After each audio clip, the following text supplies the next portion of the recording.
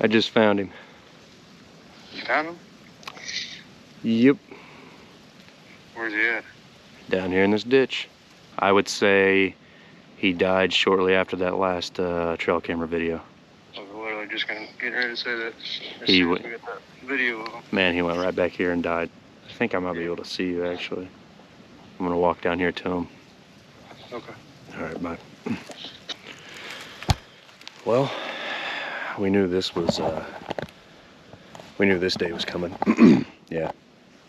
It's right here. I just came around this bend up here and was coming down this trail to look for, we're kind of doing a little bit of scouting, a little bit of shed hunting, and spotted Chubbs. Spotted Chubbs laying in this ditch down here. So Jonathan's coming up the ditch right here. You see him? Gonna walk down here to him.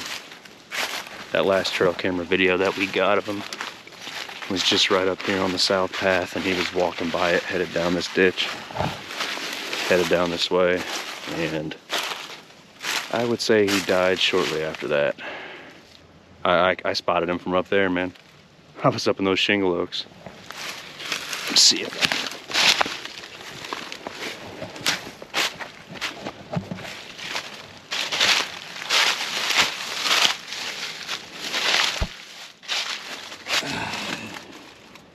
There he is. What do you think? We knew we'd probably find him. No doubt. I don't know how to get in there to him. Come around this way for a better. There's a leg. There's another leg.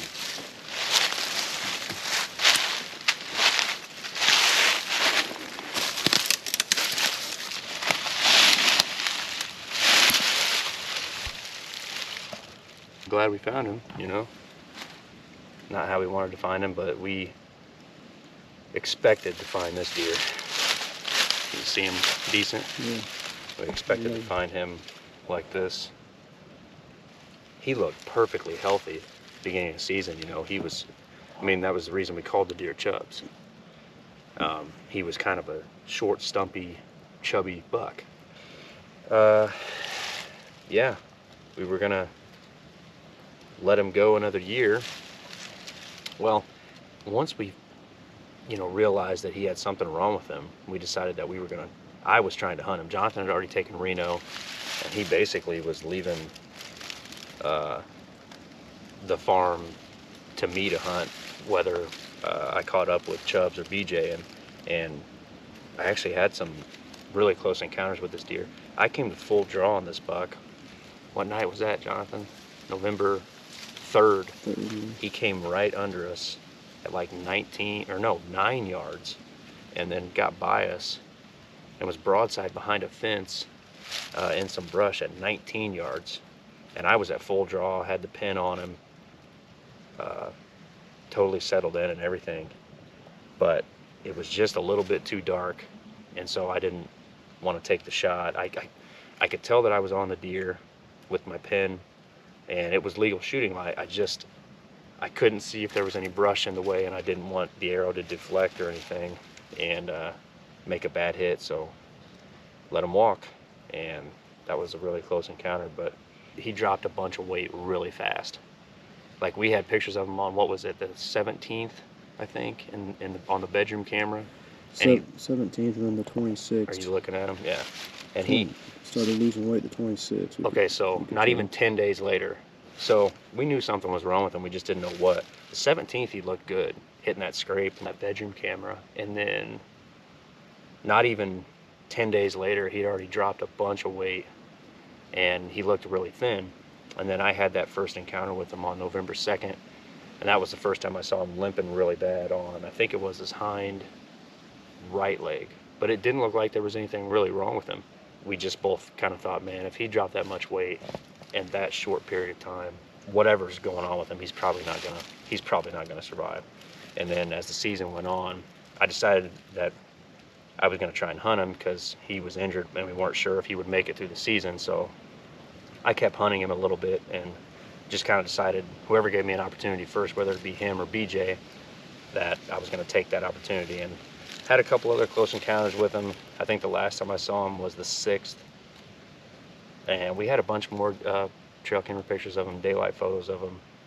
And each time we would get pictures of him from then on out in November, he just looked worse and worse and worse and thinner and thinner. And he was totally emaciated, just down to skin and bones. And like I said, did you find that last video by chance? I thought there was one after this. Is that the 18th? It's the 11th. The 11th. There's definitely one after that, Mhm. yeah. But that's a bad one. We got a video of him really struggling to get by this camera up here on the south path. That's on the 11th. And then the end of November, I think it was the 29th, I want to say.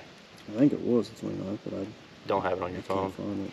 I mean, he looked like death, limping by the camera. He looked really bad. Unfortunately, you know, he was only a 4-year-old deer, we're pretty sure. And he made a huge jump from last year to this year. I mean, he's not a giant by any means, but I mean, he's a nice buck, a really nice 10, and would have loved to have seen what he was gonna do at 5 years old.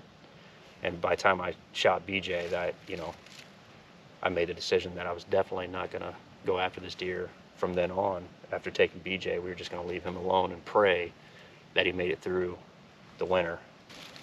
Awesome buck. Cool buck that we had a lot of history with. I think we had pictures of him all the way, well, I know. We had pictures of him all the way since he was a 1-year-old. Like I said, once we started to see how bad a shape he was in, the writing was pretty much on the wall that he was probably not going to survive. So stings to find him like this, but at least we were able to find him and know what happened to him. So we're going to have to call a DNR and get a salvage tag to get on him before we get him out of here. Glad we found him. We knew he was laying somewhere, man. So pretty cool buck.